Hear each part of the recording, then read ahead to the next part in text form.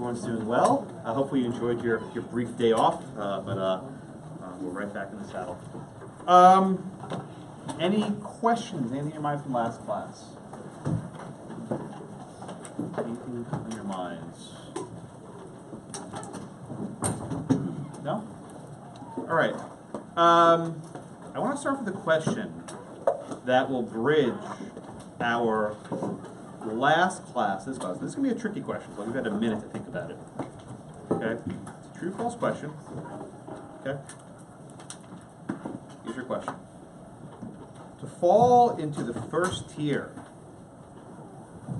of Justice Jackson's framework in Youngstown, Congress must pass a statute that expressly authorizes the president's action. Professor Morris, is true or false? No. I don't know. I just need my purse. Okay. There's your question. There's your question.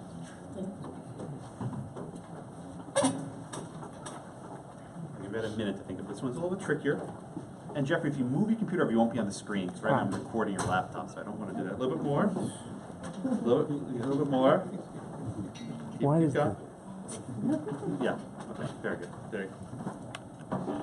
Just move the camera over. All right.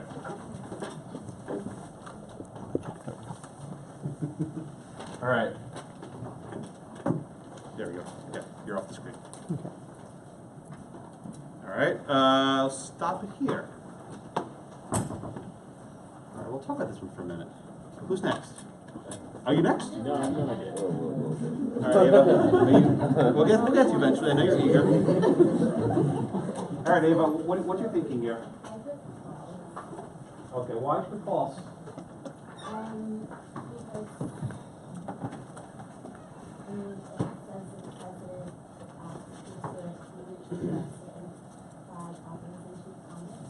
Okay. What does implied mean? What's this phrase mean? What's implied?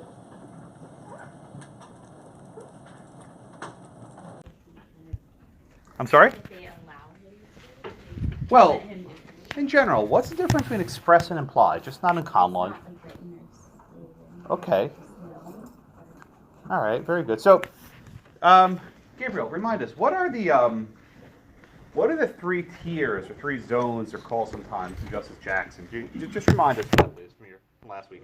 You do have number one right here, where there's congressional authority, which can be expressed or implied, and you got number two, like the twilight zone. Okay. Like level of uncertainty. That may or may not Okay. be congressional authority. Okay. Number three is the lowest ebb. Okay. They're just incompatible with express or implied will of Congress. Okay, that's very good. Thank you. Okay.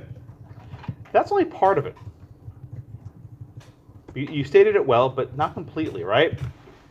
What Justice Jackson was sketching in his Youngstown decision, again, it was concurring, but it's considered pretty authoritative, is that there are very few authorities, very few guidelines for judges to use when they're considering the separation of powers. So what he said is, let's look at this. Does Congress approve of what the president's doing? That's one part of it. And does the president have his own authority to take these actions? Now, Gabriel, you were half correct, right, about zone one, in that there must be congressional authority expressed or implied. Colby, what's also missing in that first zone? There's something else that should be considered. It's not just what Congress says. What else do we have to look at? Also, at the president, his own power. Very good. Very good. Right? The president has certain powers. These stem from Article 2 of the Constitution, which says the executive power should be vested in the president. What is an executive power? Well, some of them are defined, like commander-in-chief, etc. Don't worry about it. It's fine. Other powers are not defined. But when the president's acting with his own power, plus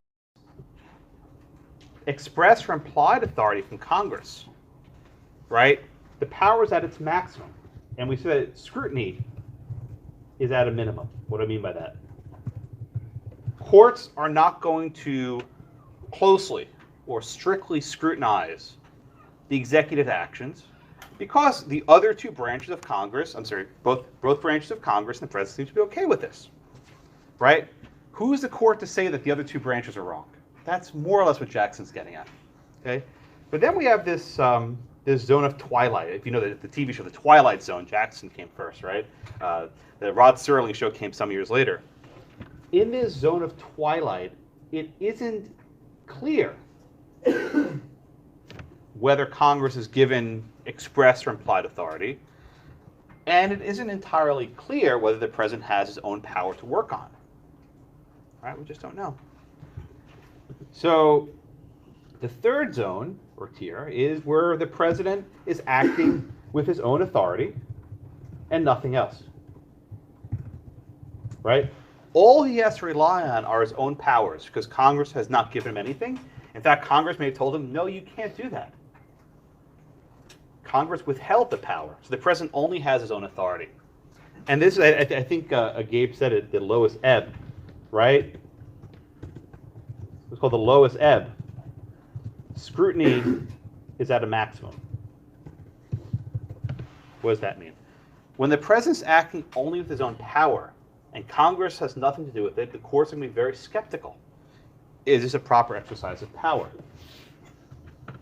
Right? Everyone with me so far? Any questions on this? Yeah, Kevin. So, kind of referring back to the gloss analogy, does that include all three zones, or like does the gloss apply to all three? Or What's a gloss? Remind us, please. You're right, but let me. You have a very good question, but remind your friends what a gloss is. I think it's like the historical practice of the presidency. I'm going to answer your question in about a minute. I'm going to get there very, very quickly. All right, so Trey, remind us, right? Where did Jackson find the steel seizure? What zone did Jackson find the steel seizure in? He found it in the third zone. That's very good. Why did he find it in the third zone? Because Congress did not give the president the authority to act. The president acted by himself. And in fact, did Congress consider giving him that power? No. Well, in 1947, there was a... Good. Congress said no. Right. Congress considered giving this power, but withheld it. In fact, they gave him similar powers in other contexts, but not in this labor dispute. Okay? So Jackson situated the steel seizure in the third zone. And I think that's probably right. And I like the way Ava phrased it. The authority can be expressed or implied. And I want to focus on this word implied for a minute. Again, Matt, what does implied mean? Don't say not expressed, but tell me, what does implied mean? Well, when they're not necessarily opposing it, they may say something that contributes towards it. So why wouldn't they put us in the twilight zone, right? If it's not exactly clear what Congress is saying, why wouldn't that drop us down to the middle one? Well, because they're not actively saying it's not okay. Well, but if they're actively saying no, then you're in the third zone. In other words, my question is this, let me say it precisely. What's the difference between the twilight zone and implied authority? Why are those, not saying expressly, wouldn't implied put you in the middle rung? Yeah, then I don't think there's a very good answer to that. All right. Yeah, a couple of you maybe, Jonathan. Didn't they talk about it in one of these cases that they don't always pigeonhole into the three I'm slots? getting to the next case now. This is Kevin's question, right? You guys love jumping at me, but I'll get there. So this is why Dames and Moore is an important case, right? I think I mentioned this in now it's in the case book. All my good stories are in there already, so you know them already. But where is it? When Justice Jackson decided Youngstown, his law clerk was a guy by the name of William Rehnquist. Of course, we know that William Rehnquist went on to become the Chief Justice of the United States, and some decades later. But what's not well known is that he was a bad law clerk, Rehnquist. He didn't like Jackson very much. In fact, he wrote very critically of Jackson, and in two prominent respects. One, Justice Rehnquist wrote a memo about school desegregation, what became Brown v. Board, where he basically said the court has no authority to strike down the school segregation laws. He later claimed he didn't actually mean it, that he was writing what the justice wanted him to write, I don't buy it. I think those were his views. The second prominent memo that Rehnquist wrote that year was about Youngstown. In fact, he said Jackson's all wrong, that this is a bizarre way of thinking about it. So again, Rehnquist was Jackson's law clerk. He didn't like the three-tier framework. Okay? 30 years later, right, 3 decades later, Dames and Moore comes to the court. Dames and Moore comes to the court.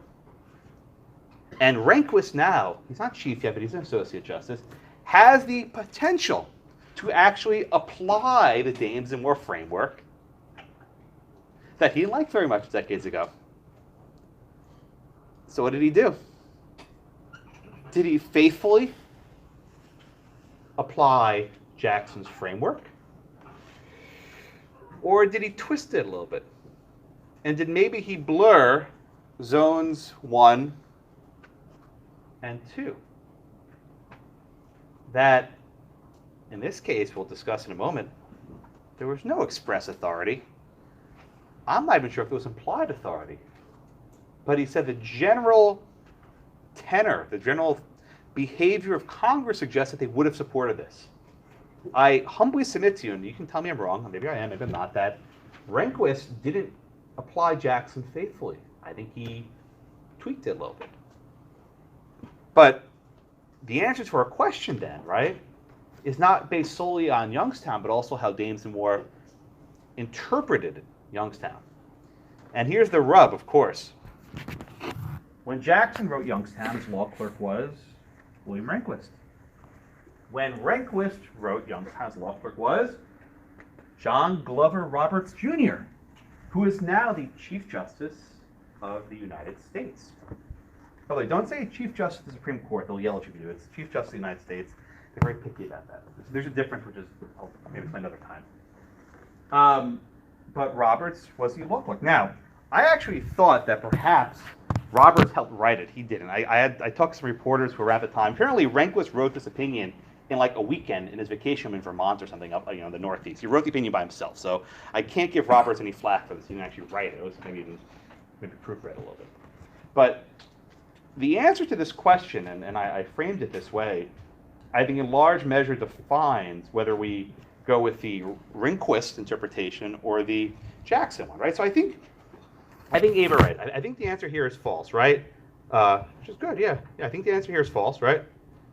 I 60% of you got it right. But I think it's a close call with Youngstown, right? I think it's probably false with Jackson, but by the time you get to Rehnquist in Dames and Moore, it's absolutely false, right? So I want you to see the difference, right? With Jackson, I think the answer is false. I think Ava said it correctly, right? But I'm on the fence because what does it mean implied, express, right? How far do you go? But Rehnquist went all in. And he said we can look to legislative history and related bills and things which are in the general ballpark to determine, is this within congressional authorization? All right? Okay. So questions on that?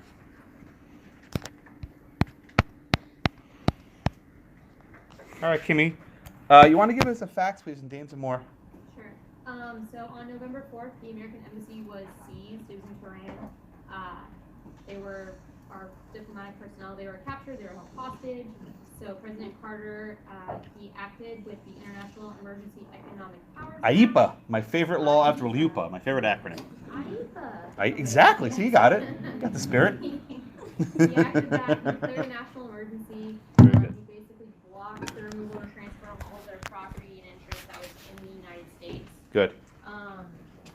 And so that's when the petitioners, Dames and Moore, filed suits against the government of Iran because they were party to a written contract with an energy organization, and basically they were affected by the act that President Carter did. Okay, very good. Thank you. Yeah, the facts of this case are, Kimmy said them right, but the facts of the case are actually very intricate. Did anyone see the movie Argo? Right. Yeah, it was basically Ben Affleck was in it. The book was much better. The movie was lousy, but the book was good. But it was about the Iranian hostage crisis. Now, none of you were probably alive. I don't think. Maybe one or two perhaps were. But this was a really big international, I'm messing with you. This is a really big international crisis, right? We had a U.S. embassy in Tehran, the capital of Iran, and it was basically seized by these people. We'll leave it there. And they took hostage the various ambassadors and staff and people who were just working there, you know, the regular government officials. And they were held hostage for over a year. The hostage crisis began in November of 1979. It ended on January 20th, 1981. Now, if you know your Constitution, January 20th is the day of the inauguration, which was the day that Reagan was sworn into office. Now, the pieces were being put in place to free the hostages before the inauguration. And one of the conditions reached was we need to settle all disputes between America and Iran. What does that mean? We don't want any ongoing, lingering difficulties between our countries. And one of the difficulties was civil litigation, right? The Dames and Moore Company was a military contractor, and they were doing services for the Iranian Atomic Energy, can't remember the acronym, the Iranian agency, right? Unsurprisingly, during this crisis, Iran breached. They said, we're not going to pay this American company. You're the great Satan, right? They didn't pay the money. So Dames and Moore took this Iranian entity to court, and they said, we want you to pay up for breach. It was a standard breach of contract case, right? It was nothing controversial. I think a default judgment was issued because they didn't show up to defend it. And as you know, when you get a judgment against a company and they don't pay, you can then try to seize their assets, right? What's called attachment. You say, you have a piece of property in the United States, you owe me money, you're not paying me, I'm going to use a court to attach that, put it up for auction, and the proceeds come to me. This is how you satisfy debts. I tell my property students this, I'll tell you the same. The most important rule of being a lawyer, right? It's not rule 11, it's get paid. It's true. If you don't get paid, the lights turn off, you don't eat, right? Get paid. So here the Danes Moore Company said, we're going to get paid. And they're going to attach the asset to the Iranian government. Now, you can imagine having this ongoing litigation between the U.S. and Iran while this crisis is going on is a bad idea. So the U.S. government said, okay, look, we're going to suspend all pending litigation, and we're going to remove all the attachments on property, right? And instead, we're going to deposit a boatload of money into this bank account, what's called a settlement fund. And we'll have this tribunal, it's not a real court, a tribunal, right? We'll have this group of people who say, okay, you get this much money and you get this much money, we'll call it quits. Do you think Dames Moore would get what they want there? No way. Maybe a pennies in the dollar, right? They're not going to get what they actually want. So Dames Moore said, screw this, we're not going wrong with this settlement thing, we're going to sue them. And the court said, okay, this is a big deal, right? Again, this was no longer just a basic breach of contract case. Now this was an international crisis. And the case went up really, really quick. I mean, in January of 1981, Dames Moore moved for summary judgment, right? And the court granted summary judgment, and they issued the attachment. Then in April of 81, yeah, keep the month straight. In April of 81, the Dames Moore Company moved for a judgment, right? Now, who's Regan? No, it's not Reagan, it's Regan. He was a Secretary of the Treasury. He was the person responsible for administering this tribunal.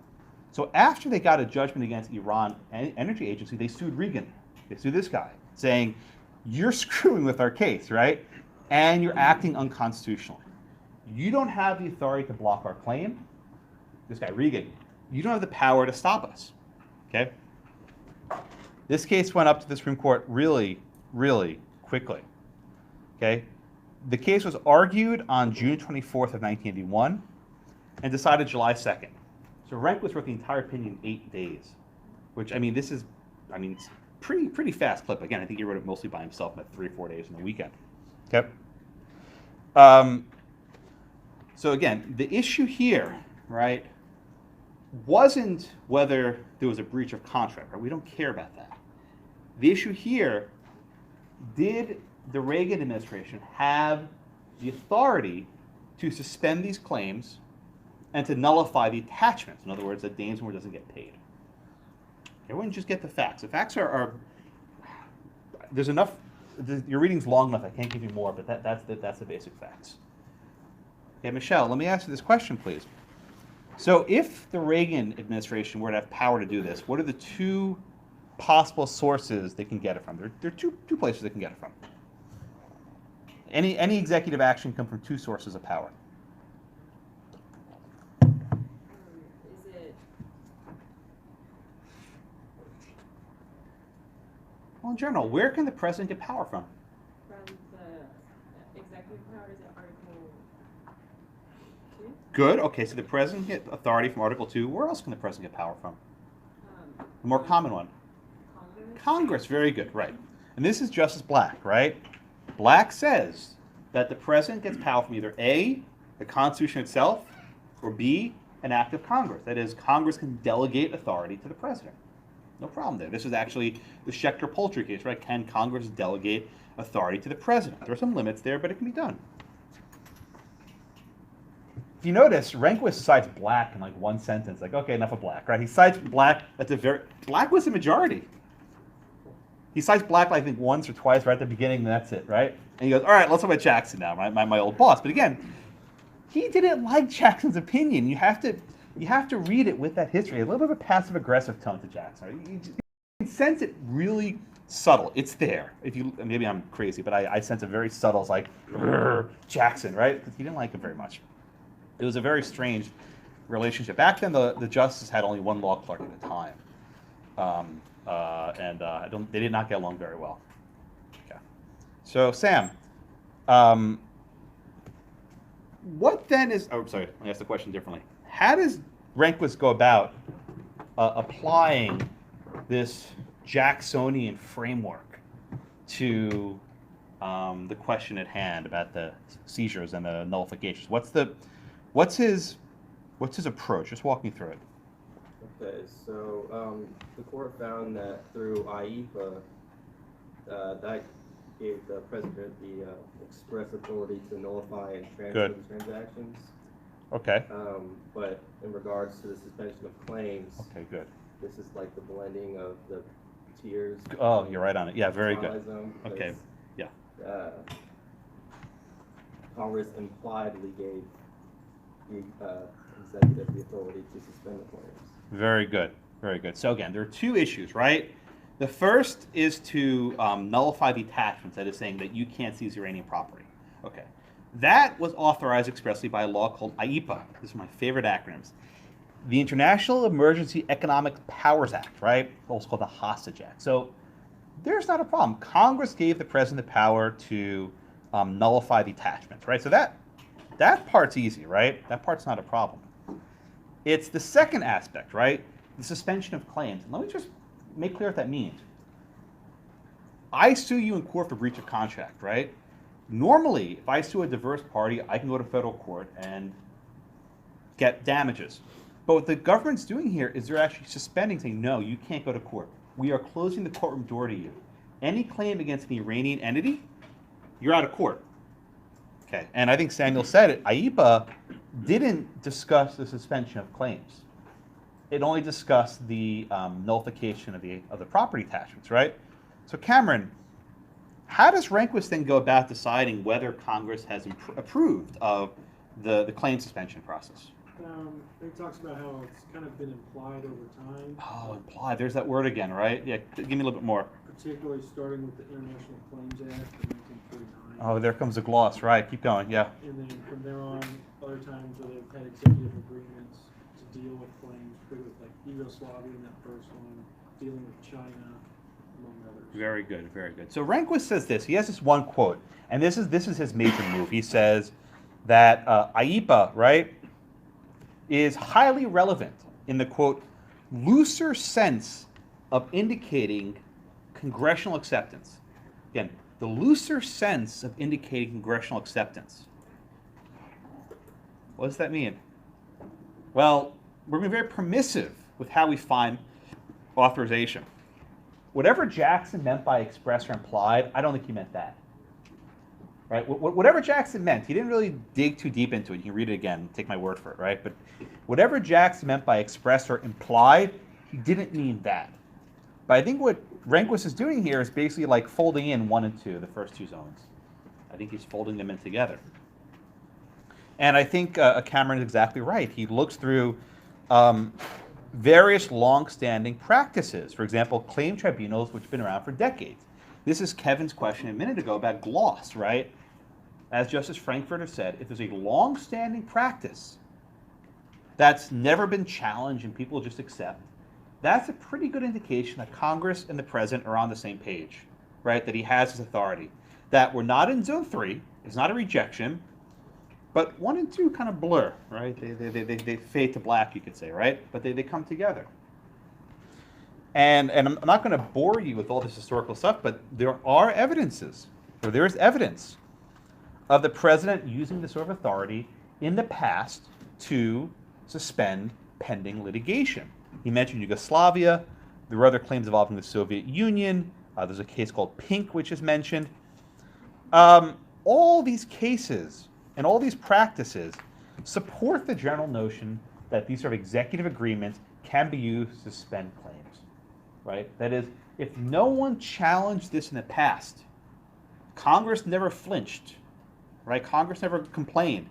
That should tell the courts, okay, that's good if to show acceptance. That's an implied authorization. Again, I don't think that's what Jackson was getting at, but Rehnquist has 9 votes, so he wins. In fact, Jackson has 1 vote. This is 9, so this is your law. But they say Jackson. They say Jackson. Right? He cites Frankfurter, right?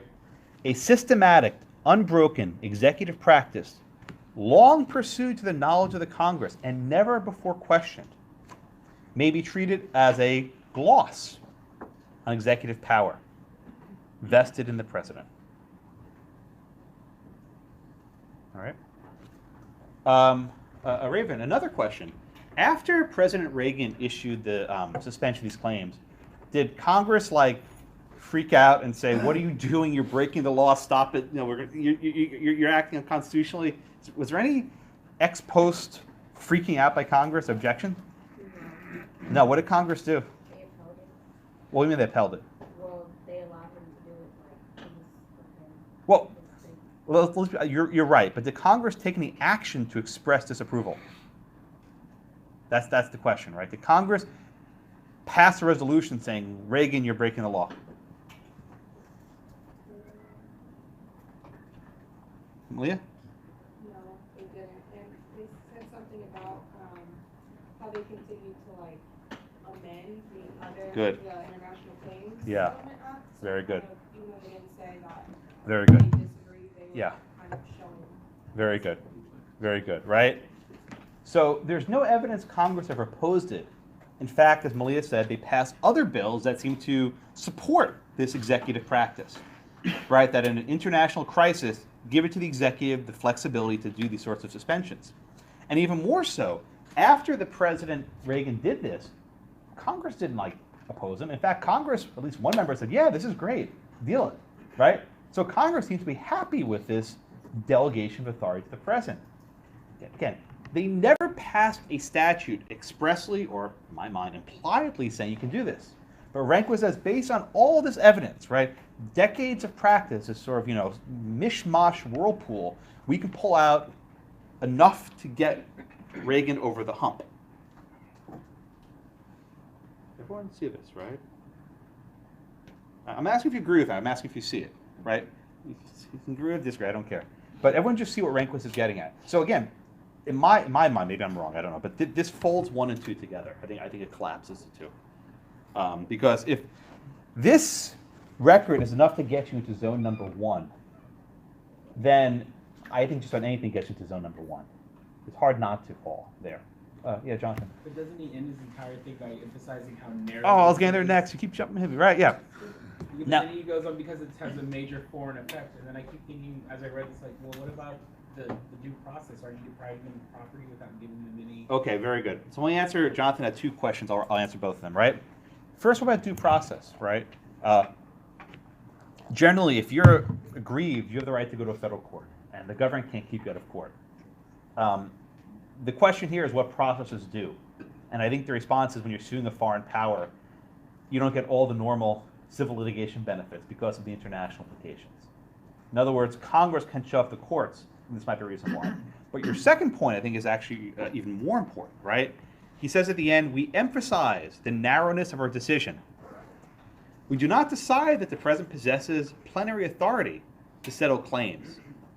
But whereas here, the settlement of claims has been determined to be a necessary incident, the resolution of a major foreign policy dispute, we are not prepared to say the president lacks the power.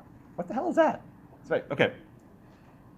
We're not saying the president has the power, but we're not saying he lacks the power. Let me say it again. First sentence. We don't decide he has this power. Next sentence.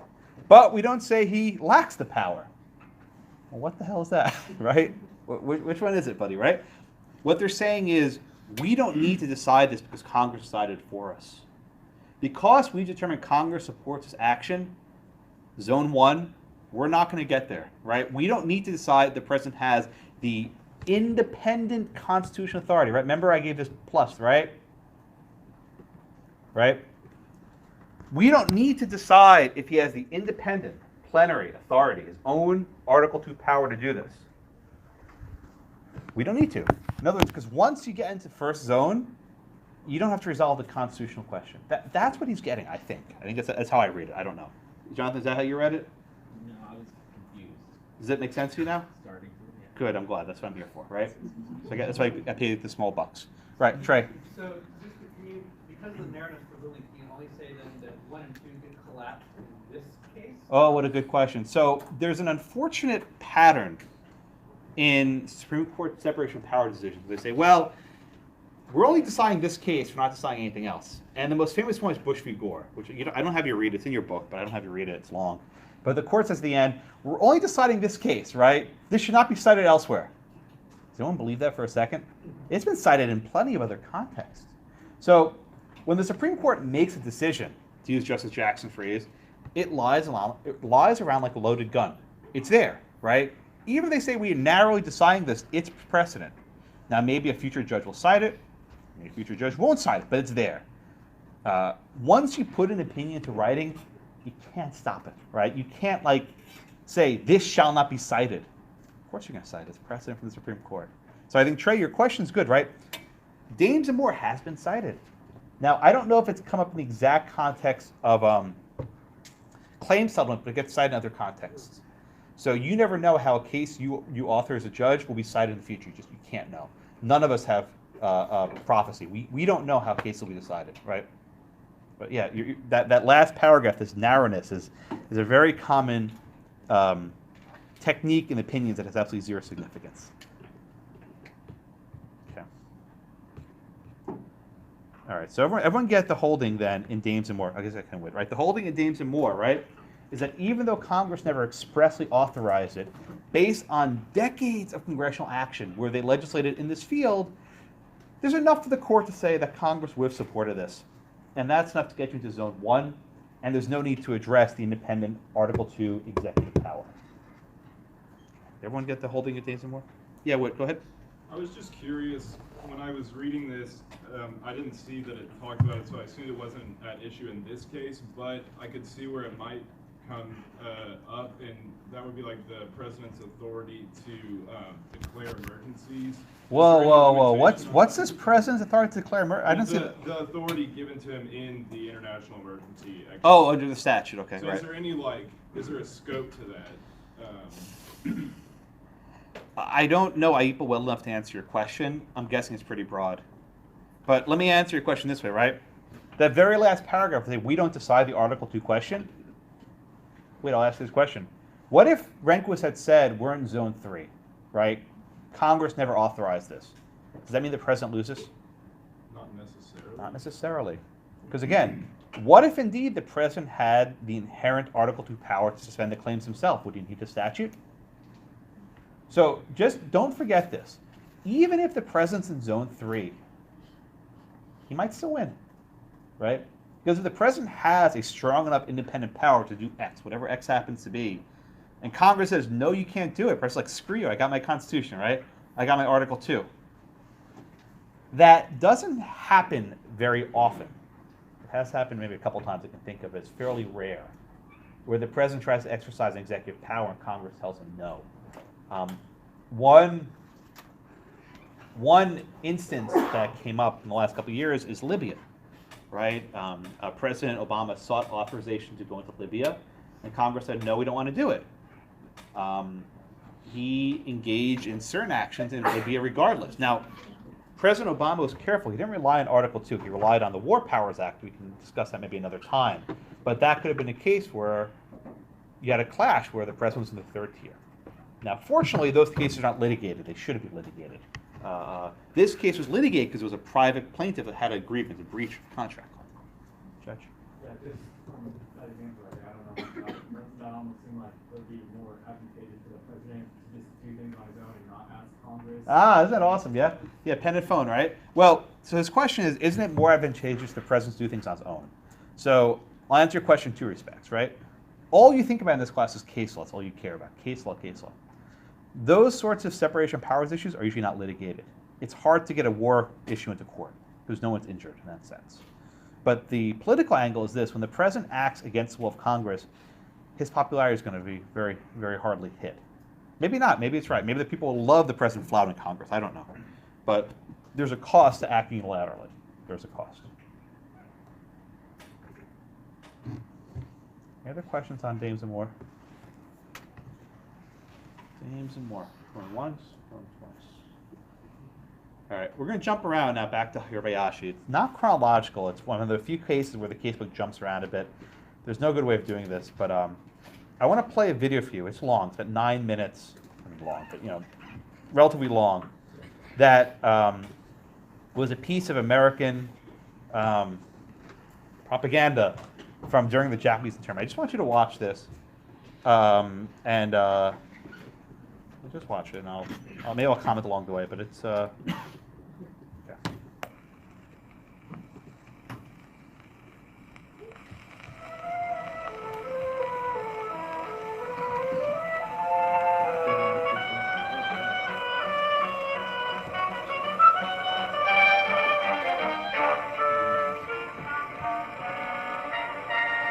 It's like Star Wars, right? A long, long time. No. It gets worse. This is real. Unlike Star Wars Episode 4, which was...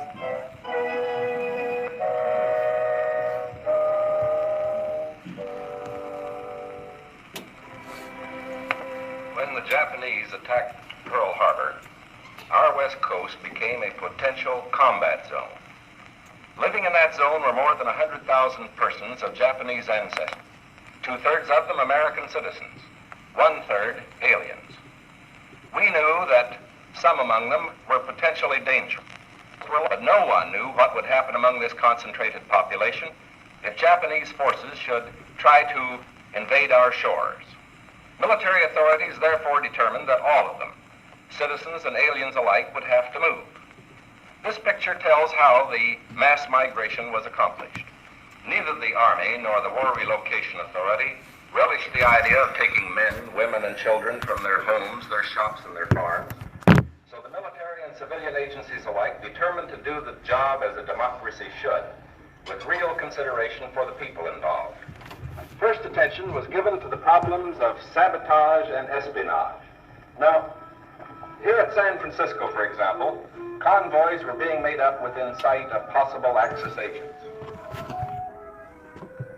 There were more Japanese in Los Angeles than in any other area. In nearby San Pedro, houses and hotels occupied almost exclusively by Japanese were within a stone's throw of a naval air base, shipyards, oil wells. Japanese fishermen had every opportunity to watch the movement of our ships. Japanese farmers were living close to vital aircraft plants. So as a first step, all Japanese were required to move from critical areas such as these. That's evacuation. Limited evacuation was a solution to only part of the problem. The larger problem, the uncertainty of what would happen among these people in case of a Japanese invasion, still remained. That is why the commanding general of the Western Defense Command determined that all Japanese within the coastal areas should move inland. Immediately, the Army began mapping evacuation areas and for a time encouraged the Japanese to leave voluntarily. But trouble for the voluntary evacuees soon threatened in their new locations. so the program was quickly put on a planned and protected basis. Thereafter, the American citizen Japanese and Japanese aliens made plans in accordance with orders. Notices were posted. All persons of Japanese descent were required to register. They gathered in their own churches and schools, and the Japanese themselves cheerfully handled the enormous paperwork involved in the migration. Civilian physicians made preliminary medical examinations. Government agencies helped in 100 ways. They helped the evacuees find tenants for their farms.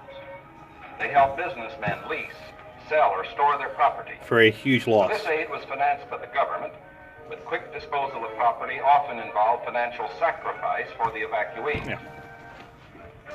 Now the actual migration got underway. The Army provided fleets of vans to transport household belongings and buses to move the people to assembly centers. The evacuees cooperated wholeheartedly. The many loyal among them felt that this was a sacrifice they could make in behalf of America's war effort.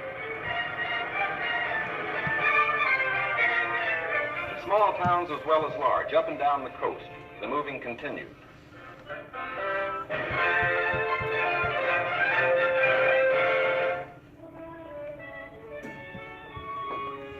Behind them, they left shops and homes they had occupied for many years.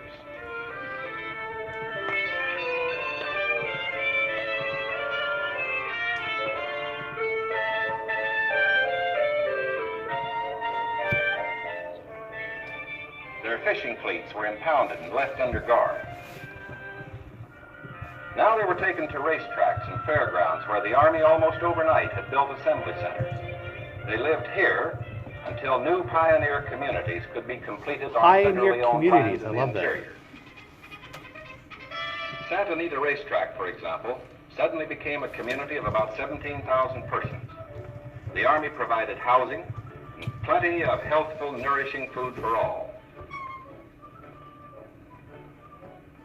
The residents of the new community set about developing a way of life as nearly normal as possible. They held church services, Protestant, Catholic, and Buddhist. They issued their own newspaper, organized nursery schools, and some made camouflage nets for the United States Army. Meanwhile, in Arizona, Utah, Colorado, Wyoming, and elsewhere, quarters were being built where they would have an opportunity to work and more space in which to live. When word came that these new homes were ready, the final movement began. Yeah, the trains ran on time, I hear.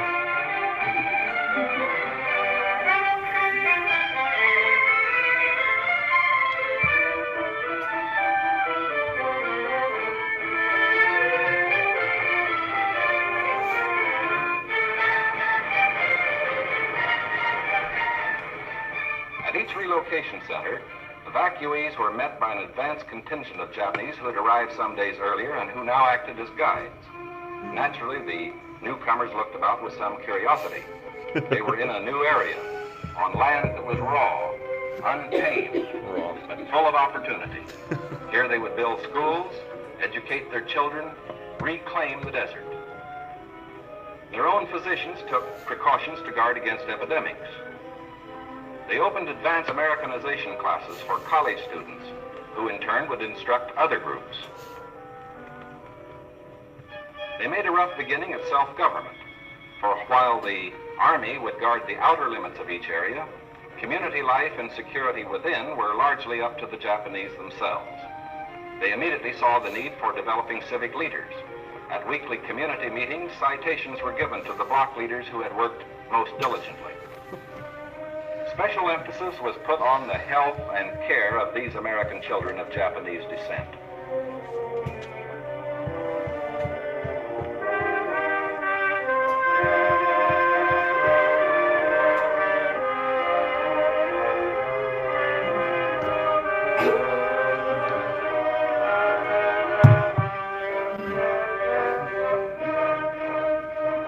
Their parents, most of whom are American citizens, and their grandparents, who are aliens, immediately wanted to go to work. At Manzanar, they built a lath house and began rooting guayuli cuttings. The plants, when mature, will add to our rubber supply.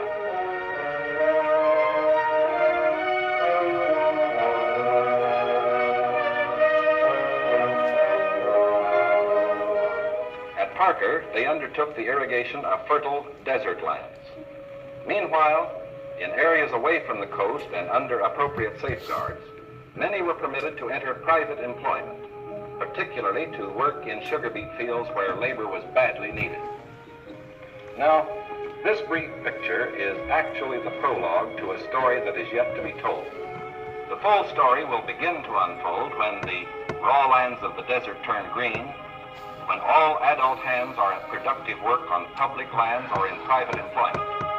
It will be fully told only when circumstances permit the loyal American citizens once again to enjoy the freedom we in this country cherish, and when the disloyal, we hope, have left this country for good. In the meantime, we are setting a standard for the rest of the world in the treatment of people who may have loyalties to an enemy nation. We are protecting ourselves without violating the principles of Christian decency. And we won't change this fundamental decency no matter what our enemies do. But of course, we hope most earnestly that our example will influence the Axis powers in their treatment of Americans who fall into their hands.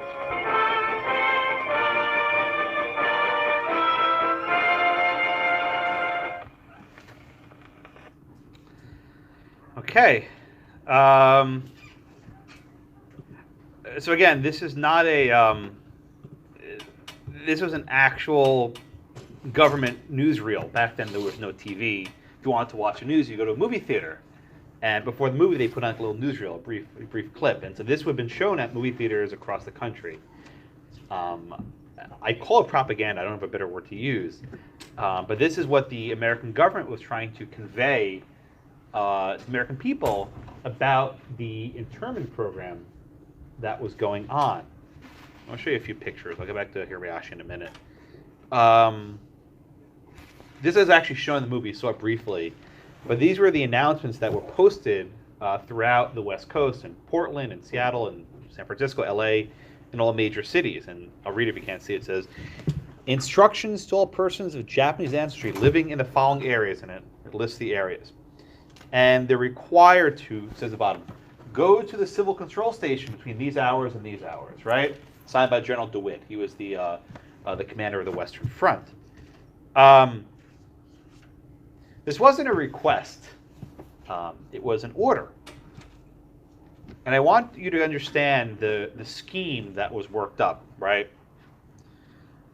The first issue was the curfew, right? You think, what's the big deal of a curfew? The curfew requires you to stay in your house at certain hours, right? At night. You can't leave your house. But here's the rub. If you stay in your house, then you're subject to the exclusion order. Just listen here, right? The curfew says stay in your house in San Francisco, for example. And the order says if you're in San Francisco, you must report to this exclusionary zone. It was a trap, right? You violate either one or the other. You couldn't comply with both. So if you stayed in your house, you have to report to the exclusion zone. If you left your house, they'd arrest you for violating the curfew. So you were damned if you do, damned if you don't. And once you reported to the civil the civil control station, once you report to the civil control station, at that point, that was the evacuation, right? You were being removed from the West Coast, right? We were no longer a risk. Once you were removed or evacuated, then you were subject to detention, right? You were subject to detention at one of the camps, the internment camps they called, or is it one that's sent to the concentration camp? So again, there were three cases. I want to walk you through them, right? Most people only study one or two, but they're all three important. The first case was Gordon Hirabayashi. He was arrested for violating the curfew, and that he left his house at night. He was also charged with not reporting to the civil control station. Because again, if he's not in his house, then he should go to the station. He did neither. Hirabayashi was not charged with the detention, though. He never made it to one of the camps. Right, so that was the first case. Hirabayashi was 1943. The next case is decided about 15 months later. Involved Korematsu, and I have a picture down here. Where is it? Masuya Endo. Okay. And actually, I never noticed this, but I zoomed in on the picture. The calendar is actually from August of 1944.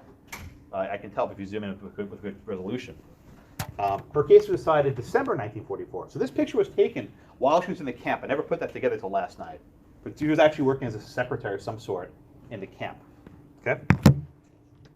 So Korematsu was challenging the exclusion order, the evacuation order. Endo, her case challenged the detention. So there are three separate issues, right? Hirabayashi was the curfew, number one. Number two, Korematsu was challenging the exclusion or the evacuation order.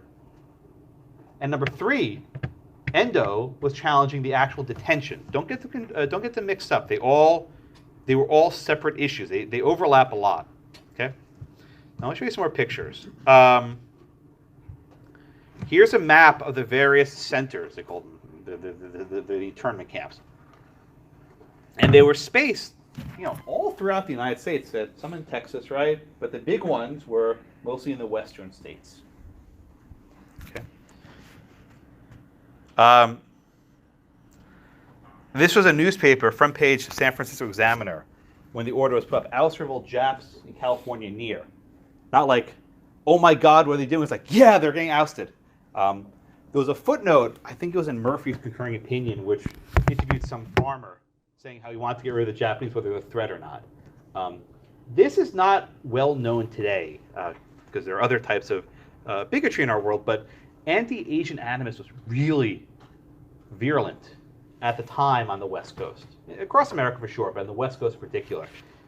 This goes back to the 1880s, 1870s. There were a lot of cases about excluding Chinese immigrants. So this was a long-standing history. This one always freaked people out. Try and guess who drew this. If you know the answer, don't say it. Look familiar? The style of artist? Who is it? Dr. Seuss. Yeah. So Theodore Gazelle, also known as Dr. Seuss, drew propaganda for the U.S. government. This breaks people's hearts every time. If you look at the style of art, he says there, Dr. Seuss, right? I didn't scroll. But the caption says, waiting for the signal from home. And it's a picture of a guy on a roof with a little telescope looking for a signal. And you have this guy, the Honorable Fifth Column, right, which is basically spies, handing out boxes of TNT, that's dynamite, right?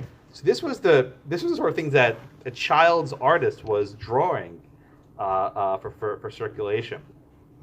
The video you showed was very glamorous. They made the camps look pretty good, didn't they? I mean, I'm being sarcastic. But they were actually even worse. So this is a picture of what they looked like. They didn't have actual floors. There were dirt floors in the shacks, right? Inside the shacks. This is the Topaz camp in Utah. Yeah, they didn't show this picture either. It's a barbed wire fence, if you can't see, it's a little blurry. But they were basically being kept inside a barbed wire fence. He said, oh, they have free reign of their camp, we just protect the boundaries. Yeah, they're kept inside barbed wire. Here's another line, I think they're waiting in line for something, food, who knows. Here they are getting off the bus in the middle of absolutely nowhere. No offense to Utah, but it was middle of nowhere. This picture actually put in your book, it wasn't the last, but this here, it's a picture of Eleanor Roosevelt. They're filming some propaganda, and I just love to think, like, there's people sitting there smiling, right? Like, what on earth were they told to say, smile? It's the first lady coming to visit you, right? I mean, I can't get in that mindset, but, that's propaganda. There's a not funny story, but during the Vietnam War, a lot of prisoners of war were held. One of them was John McCain, who's a U.S. Senator from Arizona. And they basically said, in all pictures, you have to smile. Right? You have to look like you're being held, in good conditions. You have to look strong. So what did they do? They would blink in Morse code, SOS, right? Save our ship. They would actually blink in Morse code because they can send out secret signals, like a distress. But, I can just imagine what, they're smiling, right? Look at that picture. Here's actually Korematsu, Hirabayashi, another guy, Yasui, later in life. Here's Korematsu and Rosa Parks. And he got, this is actually a good ending. Well, not good, but still kind of a good ending. In the 1980s, there was actually a petition filed. It was called a writ of quorum nobis. Coramnobis. Quorum nobis was filed to actually vacate Korematsu's conviction, and the courts did vacate that conviction. In fact, reparations check were made at the victims of the internment. I can't remember how much it was. It could have been that much. Was it 20,000? Yeah. Thank you. This, I think, is in the video. You also have the video on the Casebook? Yeah. So We put this clip, I actually like the clip, where President Clinton gave him the Medal of Freedom, which was very good. And Korematsu died about 10 or 15 years ago, 2005. So let's actually talk about Hirabayashi first. Now that you got the... Yes, sir. I've been wondering this for a while. So the whole premise, the whole basis is that we're not sure if they're loyal or not. This is just effective, efficient way to do this instantly, right? Were there any cases of people that were disloyal or had any? Were there any A couple. I mean, like, I think one of the dissent's references, they were like, maybe I can count them on one hand, right? There were a couple cases where there were suspicions of actual espionage. But I mean, we're talking. Were there people like wanted to do something else? I don't know if it ever got to the point of blowing up, but there were a couple people arrested for espionage. Like, but it was a very small number. Now, you know what the government would respond to you, right? Say even more. No. Well, why were there so few cases of espionage? Damned if you, damned if you don't, right? The reason why there were so few was because we got them all locked up. But your first answer was also good, right? One's enough. But I think they would say, well, better safe than sorry. Until today, we use 9/11 as an example, and obviously it's horrific, but it's like 3,000 people. Does it? And the debate is that justified? Like you go to other countries because. Yeah, and Ziglar Abbasi comes, again, right? and the Ziglar Abbasi case make that point very well, which is why I signed it. Jonathan, then we'll jump into the case. Yeah. Later on 575, they talk about other people that they were rounding up, but how come all the propaganda only focuses on Japanese? There were efforts to evacuate people of German and Italian, but they were not camps in the same fashion. They were basically removed from certain areas, but they weren't held up in camps like this.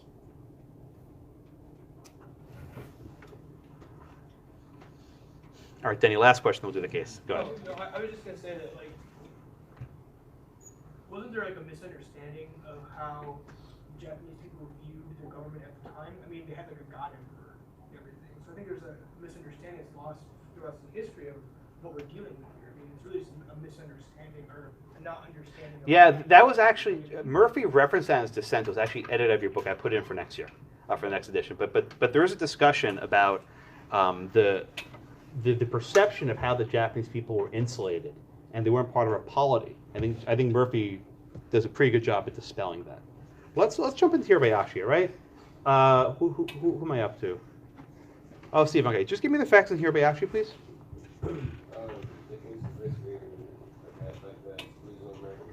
No. Hirabayashi. Be very precise. What was Hirabayashi about? Don't say exclusion. That's not right. Well, no, it was about the curfew. Thank you. Very good. Keep them straight, because students often confuse them. Go ahead. Okay. Sorry. It was about the curfew. Very good. That declared to be military zones during wartime parts of the country. Hirabayashi knowingly jumped the daily curfew, even though it was authorized by the executive order, and he claimed it was unconstitutional under the Fifth Amendment. Okay, very good. So, again, Hirabayashi, he was in Seattle, right? He was a student in Seattle. He refused to comply with the curfew. He knew what he was doing, right? It wasn't like a mistake. It's not like, oh man, I got him late, right? No, he willingly violated it because he thought the thing was unlawful, right?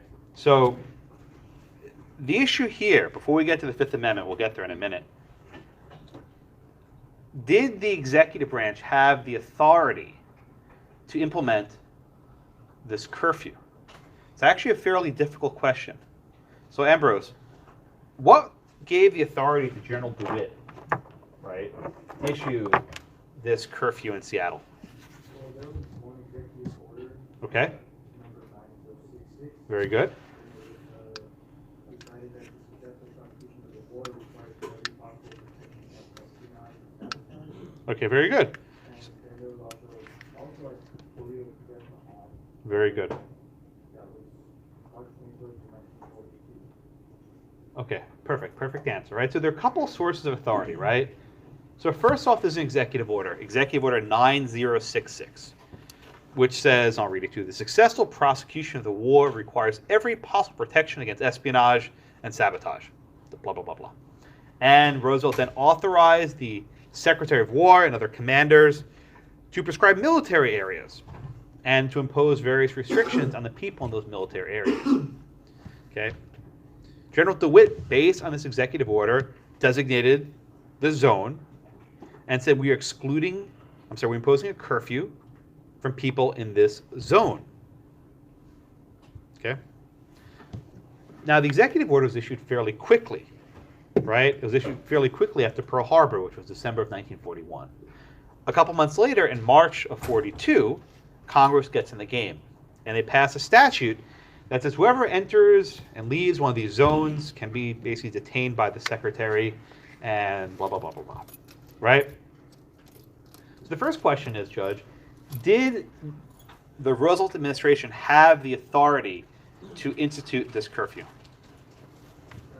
Well, kind of uncertain, but the courts basically were saying that during times of war, certain actions should be taken in light of the situations that are going on in the country. So they did uphold his conviction, but I think. But Judge, let me ask this question a different way. Doesn't Congress have the power to create a curfew? Yes. Do they? Did they create a curfew with a statute? No. Not exactly, right? And this is the question of delegation, right? We talked about this with Schechter Poultry. Congress gave a general grant of authority to the executive branch to do some stuff in these zones, but they got to decide where the zones were and what happens in those zones. This was before Youngstown, right? Youngstown had not yet been decided yet. Youngstown came, I think, about decades later, 7 or 8 years later. Herberto, how would this fall under Youngstown? I mean, just, did the executive have the power to do this? I mean, what's our framework here, my friend? Ruling against the executive power, the urgency of reform. No, you answered my next question. But under Youngstown, how do we look at this, right? Did Congress expressly authorize curfew in Seattle? Did Congress say that in a statute, that there's a curfew in Seattle is permissible? No. What'd they do? In Youngstown? In here, in this case. Well, they gave the power to discretion. Okay, so they gave discretion. Very good. I like it with discretion. They gave discretion to the president, his generals. But they didn't exactly tell him what to do. Okay, now Kelly, whether Congress authorizes only half the equation, what's the other half of the Youngstown equation? Yeah, is in his constitutional authority. Now we know the president's commander-in-chief. And in fact, there was a declaration of war here. And whatever that means, the declaration activates certain powers. So presumably, the president has his own powers. Congress had something. But was that enough to uphold the curfew law? Right? It doesn't speak to it exactly. And again, this is before Youngstown, although you can see shades in Jackson's opinion where he was going. He kind of hints it in his not here, but in his Korematsu opinion in the next case. So ultimately, right, the court upholds the curfew, right? Elena, why does the court uphold the conviction for the curfew? What's like the bottom line? Right? Why do they? Forget the Fifth Amendment. We'll get to the Fifth Amendment in a minute. What's the separation of powers, a structural reason why the curfew is upheld as a delegation of authority? I think it's because the court said that they weren't going to attempt to define the boundaries of what the law part is. Very good. Okay. The court says, just like Elena said, right? They're not going to get in the business, right? They're not going to get in the business of closely scrutinizing actions during a time of war, which is more or less what the first tier of Youngstown means, but it hadn't existed yet, right? That where Congress is more or less telling the executive, do what you need to do. We're giving you the statute. We're giving you a declaration of war. And the president has his own powers. It's not for the courts to intervene. So as a structural matter, the court's not troubled by this at all. In fact, it's unanimous judgment, right? They all seem to agree that the executive has enough authority. So we're going to get the first part of the holding. The question of the first part of the holding. Okay. So Bianca, the second part of the holding focuses on the Fifth Amendment. And we haven't done due process or protection yet, so this is a little bit unfair. It's premature. There's no good place to teach Korematsu, right? Some professors teach when they do equal protection. Some do when they do executive power, some separation of powers. There's no good place. I do it here. Maybe I'm right, maybe I'm wrong. But does the court find any civil rights violations. I'll leave it at make that, right? Is there any civil rights violations by this curfew restriction? No, why not? Tell me, please.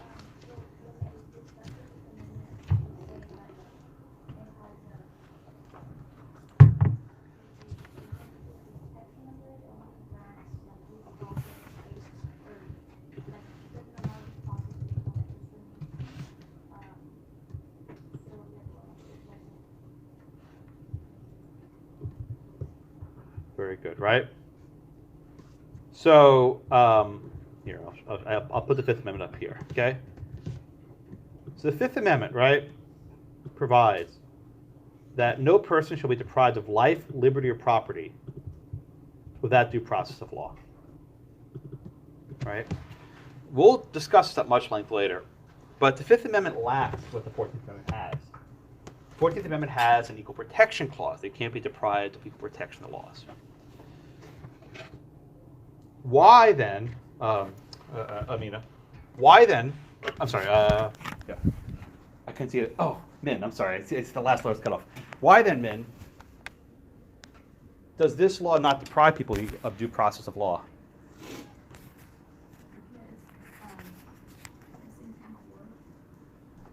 Right, what's the government's basis for excluding, I'm sorry, for imposing the curfew? What's their justification? Very good. Does the court find enough evidence to say that this risk of espionage is credible? Does the majority find this risk of espionage credible? Okay, very good. That's right. So what the court says is, yes, you're entitled to the due process of law. But that only begs the question, what process is due? And the process that is due fluctuates based on war times. And because there's a credible risk of Japanese espionage, the fifth column, right? That the government can impose this blanket curfew as a way to root out this problem, right? And they go through it. They say these people are not loyal. They can take preemptive action. That there are other laws affecting people on the basis of their nationality. There are lots of people descended from Japan who are living in these places. There are reports of persons in sympathy with the Japanese government, right? All these sorts of things are cited and quoted. And they say, we find these threats credible. Therefore, the Fifth Amendment imposes no limits in a time of war on this curfew. Yeah, Raquel. Oh, see, she's like the name tag. I had a question. What exactly is time of war? Oh, what a good question. What a good question. Congress declares it? Is it when another foreign country attacks us? Or the war on drugs is a domestic thing? And when does it end? And Abdul says, when does it end, right? So that's the question. So historically, international law, you could be in a state of war or a state of peace, right? There are two of the other. And Parliament, or Congress in our case, would declare, we're in a state of war with France. No, we're in a state of peace. We're in a state of war, a state of peace. In this case, there actually was a declaration of war against Japan, Germany, and Italy, the Axis powers. So there was no question there was a state of war. And at the end of the World War II, there was victory, and we declared peace with these countries, right? There was a start and stopping point. In Youngstown, with the Korean War, there was no declaration. It was enacted pursuant to a UN resolution, United Nations. When did that end? Never, really. I think I mentioned this last class. We're still at war with Korea. We've never actually declared peace with them. In fact, if we decide to give Kim Jong-un a bloody nose, it might be justified based on the UN resolution 5 decades ago. AUMF 2001 against Al-Qaeda, still in effect. 2002, the authorization for force against Iraq, still in effect. No prediction of winding that down. So one of the difficulties of this, in time of war, the laws fall silent meme, is what if you're always in war, right? Which is precisely why this maxim is dangerous, because say, oh, we'll suspend the rules today because we'll be out of war tomorrow. What if you're never out of war? It's a permanent change. Yeah, very good point. Any other questions of the majority here, Hirabayashi? One fact that I didn't realize until last night, again, Hirabayashi violated the curfew, but he also violated the exclusion order because he didn't report to the civil station, right? Does anyone know? I didn't know this until last night. I looked it up. Does anyone know why the court doesn't talk about the exclusion in this case? They wait till Korematsu. Anyone know? So they actually, you can actually guess at it. Yeah, Samuel? That's because they had like concurrent. Oh, you're good. Very good. He got 3 months concurrently for the violation of the curfew, number one, and for the violation of the exclusion order. This is not in your casebook. It will be in the next edition. I found it last night. The court says, because we affirmed the 3-month sentence for the curfew violation, we don't have to talk about the exclusion. And they ducked it. In other words, he's going to jail for 3 months anyway. We don't have to talk about it. Same punishment. What I don't know, and I figured this out, did the judge deliberately give him concurrent sentences? Because the sentences were consecutive, there's one after the other, they would have had to resolve the exclusion order. And it would not resolve for another 15 months. So very good, Sam. But I didn't notice all last night. I looked up for the first time. Right? But anyway, so Hirabayashi only concerned the curfew order. It basically ignored the exclusionary order. Okay. Any other questions on that? All right, let's do the next one. Korematsu, this is the biggie. This one everyone reads. If you don't read Hirabayashi and Endo, you know they're equally as important, right? Oh God, that was it orange? I can't read that. Ruben, you give me like a vision test, right? Better 1 or 2. I can't read that, right? Ruben, all right, give me the facts, please, for Korematsu. This has to do with exclusion. So Korematsu was San Leandro, California. I think there was a military area around there, so they made the Japanese people living around there literally move. By the way, the video kept calling them Japanese. What citizenship do they have? I'm asking Ruben, yeah. Yeah, they were American citizens, right? The video kept calling them Japanese. I mean, no, Japanese Americans. They were U.S. citizens. They were in many cases natural-born U.S. citizens with a panoply of rights, like a run for president, everything else, right? Yeah, Or it's Ruben, go on. Yeah. Okay. So what were the facts? Finish the facts, please, in Korematsu, please. So they were moved after 1942. They were all moved to that area. So they were, I'm not sure where they were moved to.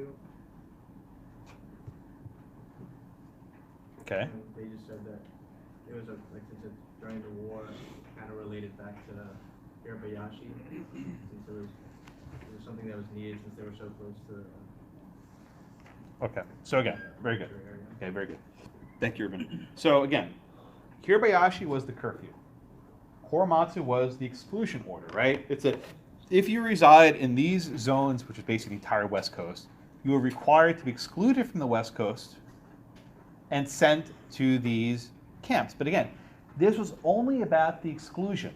It wasn't about where they wound up, right? That's why the video, if you watch it carefully, said evacuation, right? They said, we're evacuating these people. Imagine like wildfires, right, in California, right? We have to evacuate people from the risk of the wildfires. Once we evacuate them, we have to put them somewhere. Oh, and man, we have all these people. We'll put them in these camps. Initially, when they were evacuated, they were put in these like huge campgrounds in California. These like what was called a racetrack, right? Imagine like a Sam Houston racetrack, just filling people in there to live. They said, oh, we can't keep them here. We'll detain them in these camps. But Korematsu was only about the initial exclusion, right? To evacuate them from these West Coast zones. All right. Kenny, walk me through the majority opinion of the Justice Black, right? Walk me through Justice Black's analysis, please.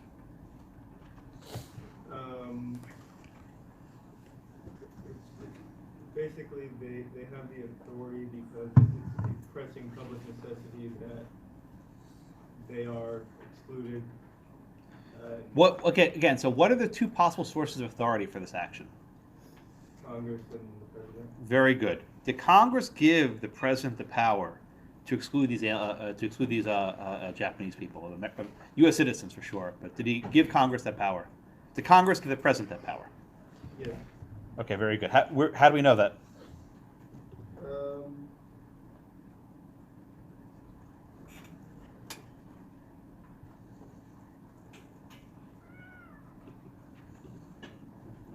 I think they gave him the authority to create the assembly center.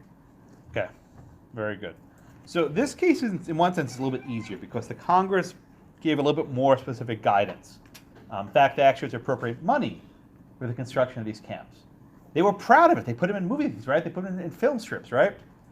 So the statutory authority, and there's also constitutional authority. In fact, the president's acting as commander-in-chief to protect not only our troops abroad, but also the homeland from espionage and sabotage. Okay? Now, Andrew, what sort of evidence did the government give the court about why this detention was necessary? I'm sorry, the exclusion was necessary. What kind of evidence did they give? Is it because they were at a time of war and this was... Specifically, what was the risk that they? What was the reason why they said they had to exclude these people from the coast? Let's try that one. Just for the danger by the... Okay, dangers, right? Andrew, let me ask you a follow-up. Short of evacuating, right? Rounding up thousands and thousands of people, what could the government have done alternatively instead of rounding up these people because they thought they were spies? What might have been a more narrowly tailored way of rooting out espionage? They could have gone through one by one and asked about their loyalty. Yeah, they could have gone. And what would you ask them one by one? Take a loyalty oath, right? Take an oath. Are you loyal to the United States, right? So, in theory, we're just speculating here, right? The government could have gone one by one to you first, say, are you loyal to the United States? Maybe they could run a background check, see if they have any connections. Maybe look at their record, right? Maybe they have travel abroad. A lot of people have never been to Japan at all. They have no connection to the country. Now, Sam, why did the government not do this? Why did they just put them on buses and round them out to Utah, right? Why didn't they actually try to determine who might be spy, who's loyal? Why? If you were the government lawyer, why do you think? What would your response be? Why didn't you do that? I mean, I guess they figured that that wouldn't be the best way of like protecting them or protecting the people. Why not? Why is that not the best way? You could always lie. Well, more than the potential for lying, why do you think the government didn't do this in the months after Pearl Harbor? I thought they did say something. They said that like approximately 5,000 citizens refused to do this or refused to like take it over. That's true, but so why don't you think they gave that option to everyone? There's a very easy answer. You give me lots of good stuff. But Cindy? Why do they just give every single person individualized hearing to determine if they're loyal or not?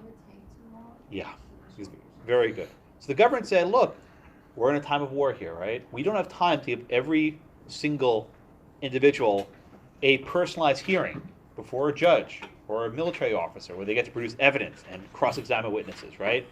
And they took this as what we might call prophylactic, right? A broad measure, very easy to enforce, that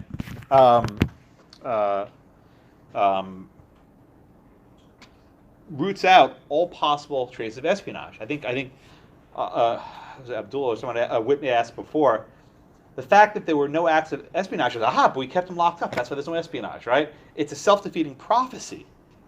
But the reason why they didn't do this is because we don't have the time and effort to do this. Now, Raquel, go ahead. I just don't understand, if they put them all in the same place, in these concentration camps, and say they can all speak Japanese, how would that not make it even more efficient for them if they were spies? Barbed wire fence. That's why those barbed wire fences and no phones. They were literally trapped. I mean, this wasn't like summer camp. They were prisoners, right? They couldn't leave if they wanted to. They had no means of communicating with the outside, and they had barbed wire fences. They couldn't escape. If they tried to escape, they'd be shot. I think that answers your question. Here, I'll show you the picture again somewhere. Yeah, I mean, like, yeah. So the government said, we need to have this broad thing. So here we have what? A racial classification, right? People of Japanese descent, and that's even if you're a Japanese grandparent. By the way, the Census Bureau helped out with this. The Census Bureau had all this data. But if you had a person who was of Japanese descent, maybe you were a born citizen, your mother was a citizen, your grandmother was a citizen, right?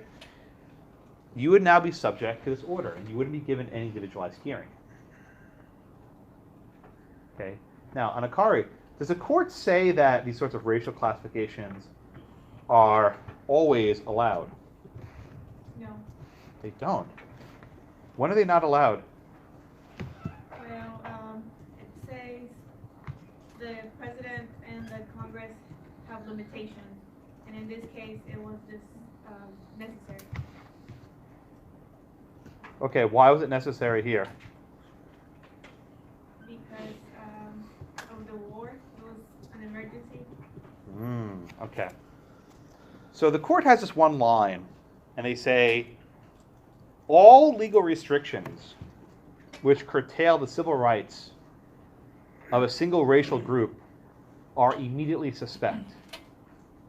Immediately suspect. What does that sentence mean? That all legal restrictions which curtail the civil rights of a single group, racial group, are immediately suspect. What does that sentence mean?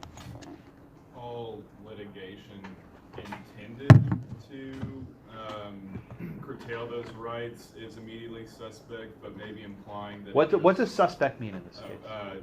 It should be scrutinized and reviewed. Yeah, so this is like Youngstown, right? When I say something is suspect, it's suspicious. It warrants a greater judicial scrutiny, right? So what the court's saying here is that when there's a racial classification, your spider sense starts tingling, right? You have to look a little more closely, right? Oh, Janelli, the parenthesis, thank you. Janelli, why? Oh, back to back. Awesome. Very helpful. Yeah.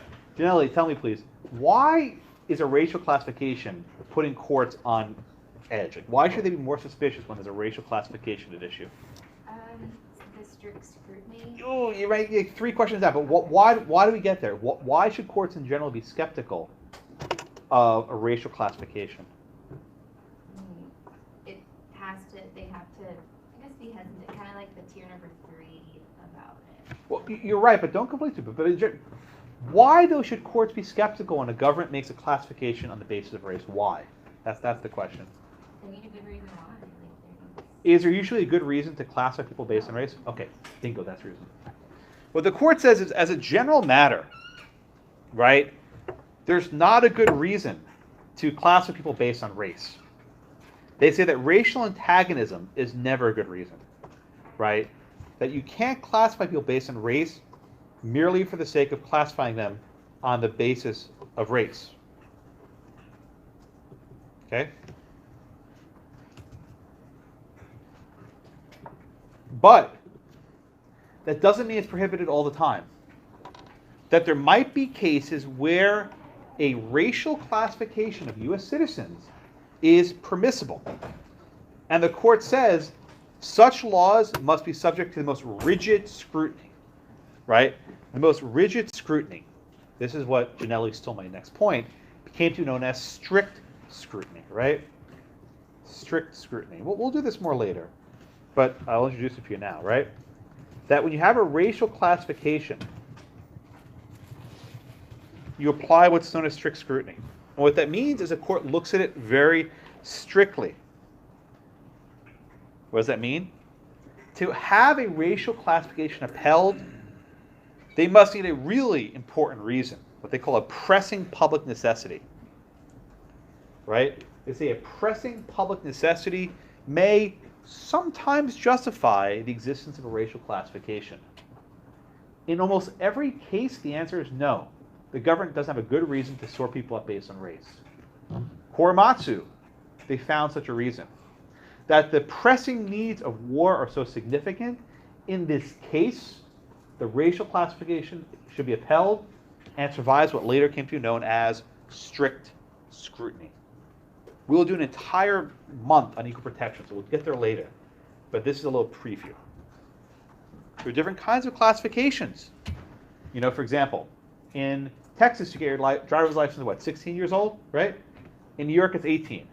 Can I complain that they're sorting up by age? Probably not. There might be a good reason not to give a 16-year-old license, Maybe not. But age is not what's called a suspect classification. Race, on the other hand, is. And racial classifications are scrutinized. So again, even though Korematsu was called the anti-canon, right, the case you're never supposed to cite, it basically inaugurated this notion of strict scrutiny. It introduced it in a very prominent sense, and it has been cited a couple times by the Supreme Court for this proposition that racial classifications must be compelled by a really, really important cause, such as war. and not just racial antagonism. Don't forget that much. Yeah, Can I Jonathan? take that concept and apply it to religion too? Can I run parallel with that idea? What do you mean? Well, I mean, if you want to say there's a really compelling reason to strict scrutiny on race, can I do it on religion? Religion is also given strict scrutiny. We'll study that in the very last day of class. Some types of religious-based discrimination, not all. Some types. But don't get too bogged down in strict scrutiny. We'll get there later. We'll spend a lot more time. I just want to introduce it now. So here the court says that the racial classification does not deprive anyone of life, liberty, or property. Right? In other words, the process they're given, which is basically zero, is enough process given the times of war. And in large measure, the court says this is compelled by Hirabayashi, right? If the government can put you under a curfew, why can't they evacuate you from that area? What's the difference, right? It's a huge difference, right? One, you're in your house. Second, you're being sent off to the desert. But they say, well, if you do one, you can do the other.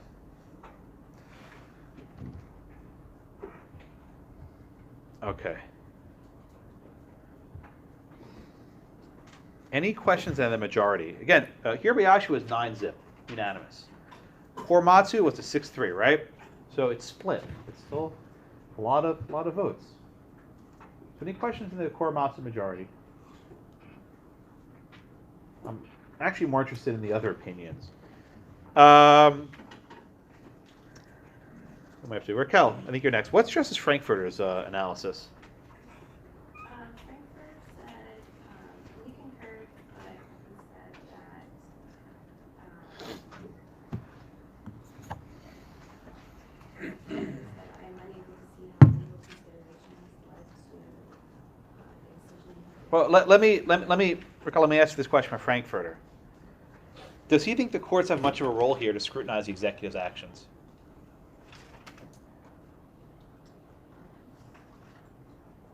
No, Ruth?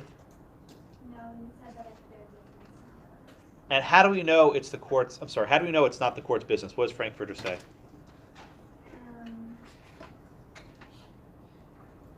What tells him that this is a not the court's business to get involved?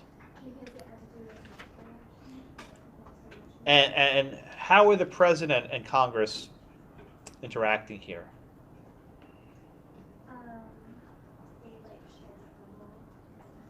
Exactly, right? Frankfurter says we have a statute here. We have the president acting with his own authority. Again, Youngstown hadn't happened yet, but he's sketching out the first tier of Youngstown. He's saying this has the support of Congress and the executive, and if Congress wants to do it, they can, and that's the end of the story. So Frankfurter, again, concurred, and he basically previewed the first tier of Jackson, that here we have an express delegation of power from Congress, well, express as it gets, and the president's own authority. Therefore, the court should stay out and should only apply a gentle scrutiny. Okay?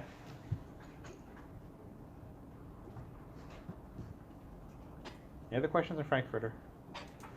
Irma, what's Justice Roberts, by the way, this was Justice Owen Roberts, who was the guy who was the switch in time in West Coast Hotel. What's Justice Owen Roberts talking about? Well, he's dissenting, he said it was a clear violation of the constitutional right, convicting a citizen of the punishment for not submitting to the imprisonment in the concentration camp based on his ancestry and solely because of his ancestry.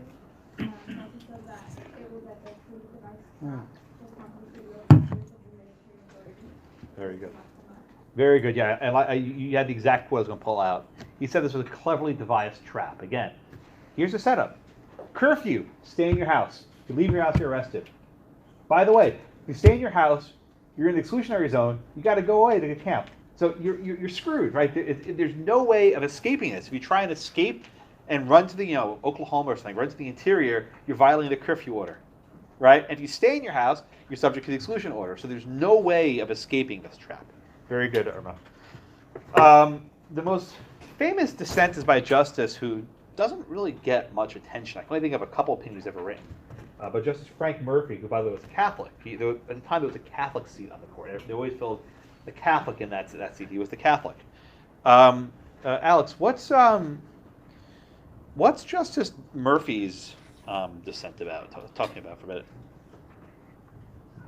Well, Justice Murphy states that excluding the Japanese people is racist. Yeah. And Yeah. he mentions the commanding general's final report and how he talks about the Japanese people to show how they were being racist. Yeah. Right. So if you remember, Justice Murphy concurred in the Hirabayashi case. And he was very hesitant, right?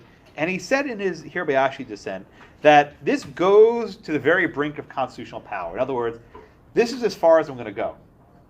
He knew what was coming down the pike, right? He knew people were being locked up. So in other words, he was setting up, I'll go as far as a curfew, but I'm not going to go further.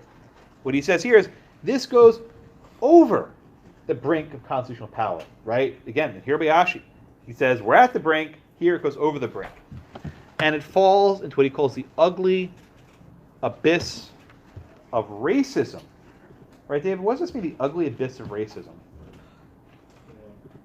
The line is what the Congress and the President was doing was just racism based. Why? Because it's not based on evidence that would support what their standards. Like if you report from the way he describes Japanese people as subversive and race. Okay.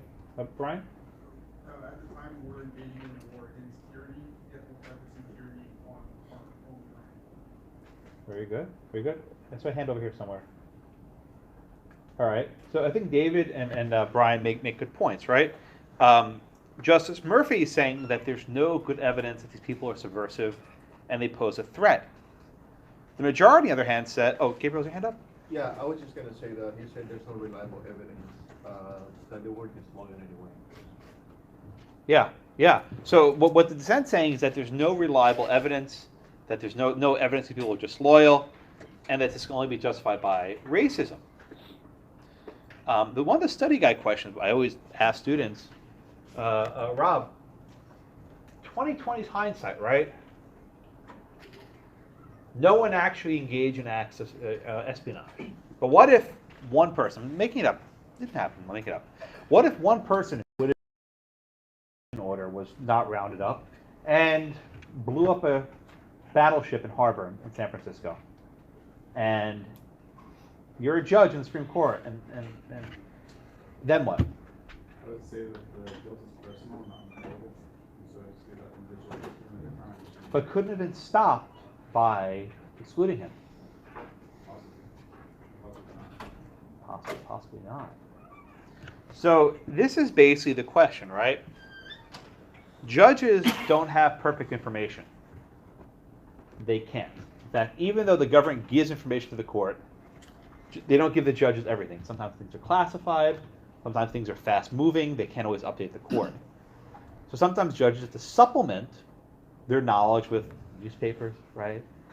TV, not TV back then, but radio, whatever else they hear. So there's a problem because courts have such limited information that they don't always have the full picture.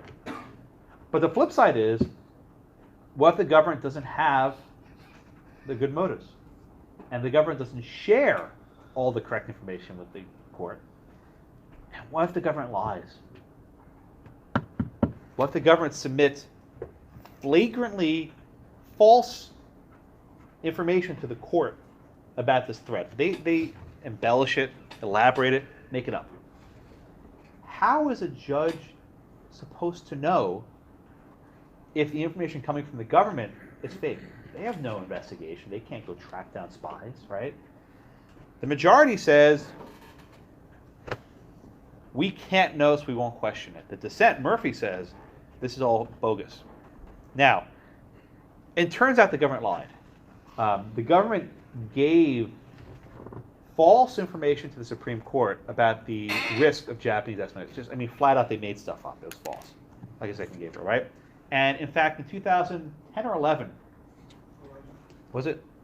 11. Thank you. You know what I'm going to say, right? In 2011, the acting Solicitor General, a guy named Neil Katyal, submitted a letter from the U.S. government to the Supreme Court saying, we screwed up, right? We gave you false information about Korematsu and the detention situation. We withdraw that and we're sorry, which was a significant thing because the court has a very special relationship with the Solicitor General, the top lawyer in the government. And it depends on the government to give accurate information. But if it turns out that they're giving basically fake news, right, fake information, it misleads the court. So the biggest difference between Justice Murphy's dissenting opinion and the dissenting opinion of the majority is Murphy calls their bluff and says this is not real. This is not really based on espionage. By this point, people have been in camps for over a year, right? This wasn't some sort of urgent problem. They could have given trials, they could have given hearings, they could start sending people home, but none of that was being done. This is actually what strict scrutiny came to look like, right? The way the majority applies strict scrutiny is a strange way because they basically accept the government's facts as true. One of the hallmarks of strict scrutiny is that they scrutinize, as the name suggests, the facts given by the government. Is this the real reason? Or is this a fake reason? Why do we call it pretext? So the court's analysis, I think Justice Murphy makes this point very well, is that the real reason for this is not national security. It's racism. And that there's no credible argument that the reason for this is national security. And let me read you a bit. He says, I dissent, therefore, from this legalization of racism. Racial discrimination in any form and any degree is no justifiable part, whatever, in our democratic way of life. By the way, this was a decade before Brown. Schools were segregated across the country. So Murphy's opinion was entirely out of step with the court's own doctrine, which upheld domestic segregation in schools and other places of public accommodation. Okay? He writes, it is unattractive in any setting, but is utterly revolting among a free people who embrace the principles set forth in the Constitution. All residents of this nation are kin in some way by blood or culture to a foreign land. Yet they are primarily and necessarily a part of the new and distinct civilization of the United States. They must accordingly be treated at all times as the heirs of the American experiment and as entitled to all the rights and freedoms guaranteed by the Constitution. Again, these were U.S. citizens who had the full panoply of rights. Questions on Murphy's dissent? Yeah, Gabriel. Yeah, I was just gonna say he's like very passionate about his like dissent. Yeah, he is. And he says that like even though there were some members that were disloyal as a group, it's very like it's too big to consider everyone disloyal, and a lot of them were they had women and children. Yeah. I mean, you have to round the women and the kids also. That's what he's getting. I mean, it's everyone. And he said that it also opened the door to discriminating a minority, by having the type of action. Exactly. Very good. Anything else on Justice Murphy? Yeah, Gareth. You said that this was like a decade before segregation, so did he not consider segregation racial discrimination? I think he was hinting at we'll take care of that also. Oh. I mean, I think again, this was 1944, right? Brown was I think 52 or 53, so 7 or 8 years beforehand. So what he's getting at is we got some other business to take care of also. I mean, you can't read that and not know what he's getting at, right? He's very, but he says is unattractive in any setting, right? Not just camps, but schools are probably also. During this time, the court had begun to look at racial segregation in colleges and higher education, but hadn't gotten to public schools like elementary till 52, 53. Very good question. What else? Yeah, Sam. So is the majority just like a terrible example of strict scrutiny, or is it that they don't apply strict scrutiny when there's a pressing public necessity? So again, I say they inaugurated it. It came to be what Murphy suggested, right? Strict scrutiny came to look a lot like what Justice Murphy did. The majority says when you have a racial classification, it's suspect, but they didn't actually apply the scrutiny to it. They gave the standard, and then they didn't apply it.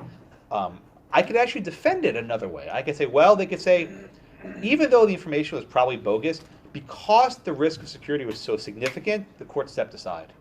So there are two aspects, right? What's the government's interest and what's the evidence given? They say, the government's interest in security is so big, we'll just look the other way. It's that compelling. But yeah, I think the better answer is Murphy's dissent Is what it would look like if it was. for decades later. I think that's right.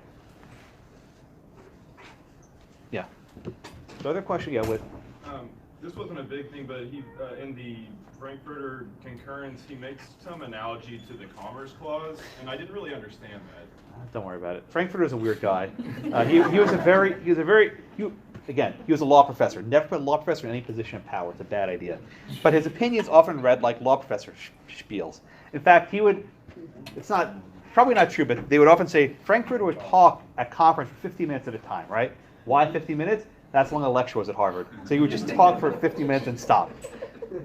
He was probably one of the most disappointing justices of all time because he was a big deal, right? He had this, scholarly reputation like this giant. And then when he came to court, he did not that many good opinions. His opinions aren't thought of that highly. And he had a lot of personal combats with his brethren, as they were called. Yeah, Abdul? One of our greatest presidents was an academic. He was a professor at Woodrow Wilson.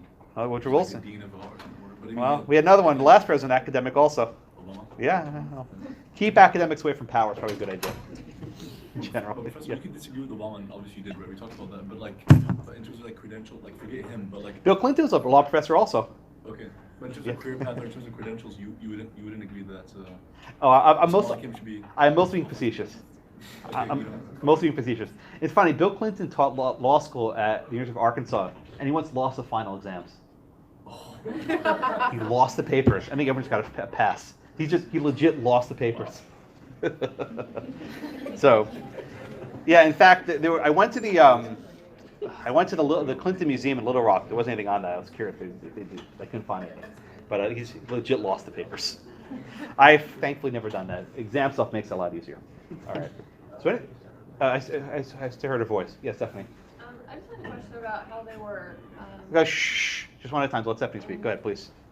I guess enforcing this. So if you declare something as a military zone, I guess was it the military that was specifically rounding up people, Yes. or did they militarize the National Guard as well? Oh, I don't know. Did I suspect. refuse to round up? I suspect the local police are helping out. If I had to guess, the local police are probably helping out. They were probably happy about this. I'm not sure. If I had to guess, that's probably the case. In fact, they probably have people on the ground doing this. Anything else on Murphy? Yeah, Murphy passion. I think that someone said a minute ago. I think it was very Gabriel. He had very, very passionate analysis. I think that for sure. Let's talk about Jackson. Shivani, what's Justice Jackson's? Again, this is I think a couple of years before Youngstown, but what's Justice Jackson's analysis here in Korematsu? He says that Korematsu was born on U.S. soil, so the Constitution makes them citizens of the U.S., but the original code specifically contained loyal to Yeah. the country. Yeah, very good, very good. And he further says that if the court's going to accept affirm the military decision was constitutional, he's saying that might as well say that any military decision is Yeah, very good. Thank you, Shivani. Jackson makes the point that this guy's a U.S. citizen by birth. And we have this tradition in our Constitution where we don't corrupt a person based on his father, right? Each person's a new start. In the English common law, there was this provision where you would what's called work the corruption of blood, where if a person was found guilty of treason, his kids were actually going to be in trouble because the person who was guilty of treason couldn't leave property to his heirs. God, you're doing heirs in the wrong class. It's proper, right? But if you were guilty of treason, you could not devise property to you and your heirs, right? No remainders. You can't give it on. We don't have that in our Constitution. We're not allowed to do that. And for punishing people for the mistakes of their parents, to the extent there are any mistakes, I don't think there are, goes against the American system. And again, Jackson said that he's a fear of tyranny, right? If the people ever let command of the war power fall into irresponsible and scrupulous hands, the court wields no power equal to its restraint. Jackson's saying is, I recognize that my opinion here has no significance at all, right? That we can issue our dissents, but it's probably they're going to do what they're going to do. And indeed, if you watch the video and read the note, there was some chicanery going on. Damon, what's What was going on behind the scenes when this decision was coming out in December of 1944? What was going on behind the scenes between the executive branch and the courts? It's referenced in the notes for the case. It's there. Sorry? Probably I missed that part. Kevin? I think they were passing a law, like the FDR was passing a law that got rid of the internment camps. So Yeah. I'll come back to Damon in a minute. There's evidence, and it's pretty good evidence, that Roosevelt was in touch with the court. And Roosevelt knew that the court was going to rule in his favor. But shortly before this issue was resolved, his commander withdrew the exclusion order. Again, back then there was no internet. So when a general issues an order, you can't post it on Twitter, right? You have to publish it in what's called the Federal Register. That took a couple weeks to publish. So shortly before Korematsu was decided, the general withdrew the order. By the time this got to the court, the issue was moot. Korematsu was no longer in order to be excluded. So when you ask yourself, what was the point of this entire exercise? And this is where I think the most famous line in Jackson's opinion comes from. He says, this opinion is like a loaded gun that lies around waiting to be fired. Right? If the general breaks the law, whatever, no one thinks much of it. But the Supreme Court blesses it, and the court sanctions it and says, yeah, you can do this. Then in the future, it can be cited as precedent. Right? The entire exercise was entirely unnecessary. I don't know the answer. I give it a lot of thought. There's not an answer I can find. But why did the court issue an opinion when the case was already going to be resolved? Why couldn't they say, aha, the general has withdrawn the exclusion order, this case is moot, dismissed, let Mr. Korematsu out, done. Why did they have to write this opinion? I'll give you a theory in a minute, but they did this deliberately. Stephanie? I wondered that, and I was just wondering about if the ex parte communication between the president and the court is that not allowed? Not kosher, So no. If No. they would have, so they had to issue it to kind of, I don't know, pretend like they didn't know or something? I don't know. At the time, Roosevelt had appointed almost all the justices. So they're basically all of his appointees. The communication was utterly inappropriate. I mean, that was fairly common. Kevin, you want to add something? So, I mean, did you say that the court was just creating this precedent to keep in their back pocket for later? I think so. Wanted to use it? I think so. They wanted to give the president this power going forward. I think that might be right. Oh yeah, Denny. I guess I was just thinking more of like the 14th Amendment type of thing, where it's like you're trying to like indemnifying the government from any like lawsuits or anything, because they didn't take property, they didn't force these people out. I mean, there's some type of action. Well, compensation was given decades later. They gave like little checks for, was it 20 grand, whatever it was. Wasn't nearly enough. Anyone else? I don't have an answer for you. I don't pretend to. I've looked into it. There's not a good answer, but I think it is clear that Justice Jackson knew what was going on. He was Roosevelt's AG, Attorney General, so he knew his opinion, saying that like basically our opinion's worthless. Like he knew what was up. He knew what was going on. Yeah, Damon. So, okay, if they have excluded these people, that's some reason for that. But why their property? Why? I mean, why wouldn't after the war is over and they can go back to their? So you're asking why did they sell off their businesses? Make a profit on the war? Yeah. Gabriel. I think even more like they didn't know how long the war was going to last. Yeah, I So mean, even if they're like, okay, yeah. Just keep them for now, and then. No, they were selling. It wasn't a lease. They were selling it. I mean, I think they wanted to divest people of their property, and they after the war was, after the exclusion order ended, they basically gave them a bus ticket home. They said, "There, have fun. You can make $20 or something." All right, let's do briefly Endo. Endo is both the easiest and the most confounding of the entire trilogy. Chase, yeah.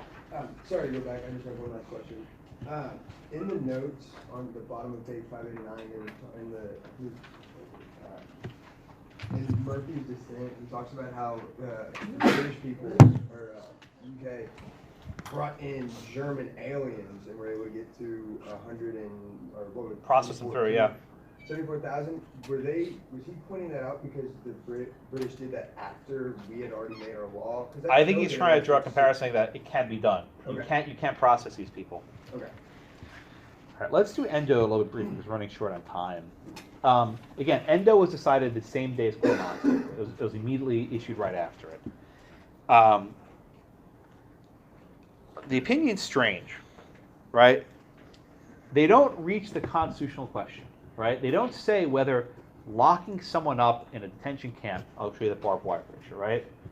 That locking someone up in a camp without any process is unconstitutional. They don't say that. What they say is that the War Relocation Authority does not have the statutory authority to hold citizens in these camps. Wait a minute, Josh. Didn't we just say in Korematsu that the president had the authority to issue the exclusion, and in Hirabayashi that there was authority to curfew? But here the court says something differently. They say, we don't think Congress would have given the executive branch this broad authority to lock people up in camps indefinitely. You don't think so? You don't think so? I think so. They appropriated money to build these camps. They funded the damn things. This is, if you follow football, what we call a punt, right? The court knew that these camps were about to be shut down, that there's ex parte communication. Not ex parte Matsui, ex parte Roosevelt, right? That is ex parte communication. And they didn't want to reach the constitutional questions. They said, look, we'll resolve this on a very technical ground. We don't think Congress would want to give in the executive branch this much power. So we'll say they didn't give it. Shut down the camps. So then there's a weird situation, right? The government has the power to exclude aliens from the coast, but they can't lock them up in a camp. Whoa. So they can put a curfew, they can exclude them, but they can't put them anywhere. What the hell does that mean? They can't be anywhere. It's like Anatoly, France. Like, the people are free to live under the bridges, right? Where are they going to go? They can't go anywhere. Which is why this entire trilogy is incoherent. That the trilogy, Hirabayashi, Endo, Korematsu, depended on Roosevelt shutting down the program. It couldn't have worked otherwise. But the basic gist is, we don't think Congress gave the power to the executive branch to do this. Right? They say loyalty is a matter of the heart and mind, not of race, creed, or color. What were these? Where was that 5 minutes ago, right? Where was that?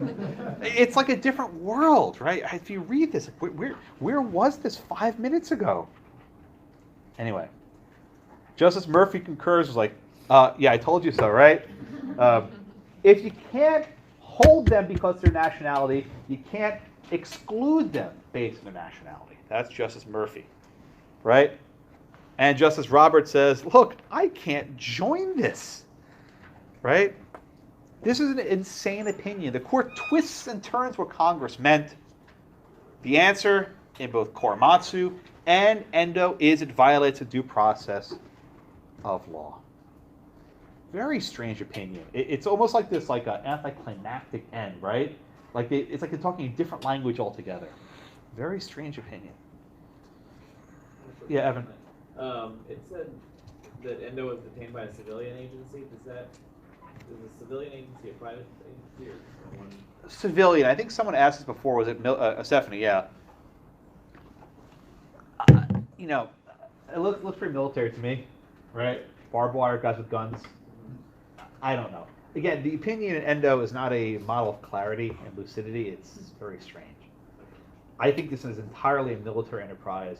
I don't assign the detention cases, ex parte Kieran and the Hamdi case. I don't have time to cover it. But there's a question of whether, in peacetime where federal courts are open, why they're not being sent to a federal court. Right? It's not like a case in Civil War where the courts are shut down. The courts are wide open for business. Hirabayashi was tried in a federal court. Why were these people sent here without any federal hearing?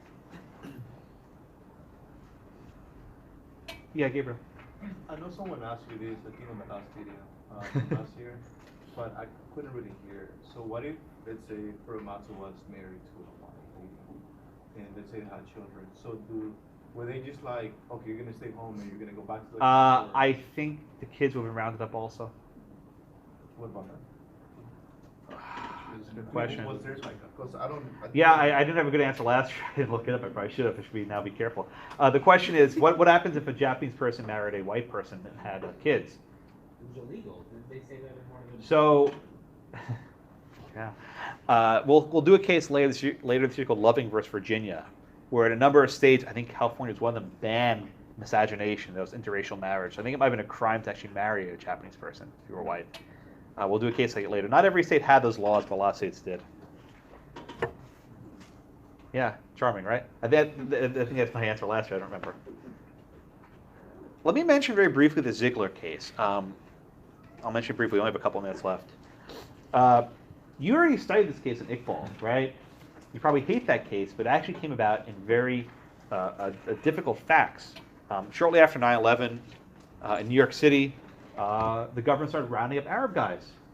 No suspicion, but if they were not in the country legally, they said, we'll hold you in this special detention center in Brooklyn. They were basically given no hygienic treatment, no toothbrush, no toothpaste, no soap. They were beaten, they were bruised. They were 23 hours a day with the lights on. They could never go outside. Really bad situation. So a number of these detainees tried bringing suits against the federal government. And you saw in Iqbal that their complaint was not plausible, so it was dismissed. Came back to the court almost a decade later in Ziglar. And here they sought money damages for a violation of their Fourth Amendment rights. They were unlawfully seized. Don't worry too much about Bivens, but Bivens is a case that allows you to sue the government for damages, sue the federal government. But I want you to focus on Justice Breyer's dissenting opinion. And Justice Breyer's dissenting opinion, I think, was well done. By the way, this was a 4-2 decision. Kagan recused, Sotomayor accused, Scalia was dead. And also Thomas only concurred in judgment. So it's really a 3-1-2 split. It's a very strange opinion. But Breyer's dissent, I think, is very good because he traces all the decisions we've studied. And he looks to Korematsu's dissent with Murphy and Roosevelt. And he says, at time, we know that there's going to be war. But he says, amid the clash of arms, the laws are not silent. They may be changed, but they speak the same language in war as in peace. Right? So Breyer says, in times of war, the laws are not silent. But in another case, Korematsu, the court basically says, in the times of war, the laws do fall silent. Keep that in mind, right? And I think Raquel, if someone asked me this before, but when you say that laws fall silent in time of war, there's a question of duration, of how long does that silence last. But the flip side is, let's say the court had ordered Roosevelt to let Korematsu out and to shut down the detention scheme. Let's say Roosevelt decided, screw you, not going to do it, national security. What does it do to the courts when they're intervening in an area that's probably outside their expertise? There is no good answer here. I don't pretend to tell you one right or wrong. These are very precarious issues. And the general rule, and there are exceptions, is that the government wins these cases. There are a few outliers. Youngstown was one of them. The Guantanamo Bay detainee cases are others. But the general rule is the courts do defer to the executive during these times of war. Questions? Yeah, Cameron, you have a minute left, so. Do you think, so FDR was in discussion with these guys basically about these cases. Do you think it was, look, he's our guy, he says he's going to shut this down, we'll say he was right here, and then we'll say, well, camps, you couldn't do that because that's the extreme. Maybe they were splitting the difference, I don't know. But if he had told them, I'm not getting rid of this, would they have changed their opinion? Maybe. And I can, Jonathan, come afterwards. Let me end it here. I'll just briefly summarize. The reason why the courts, I think, defer to the executive is because they're afraid of that, of the court just telling them, first thing, screw off. All right. Thank you very much. I'll see you all on Tuesday.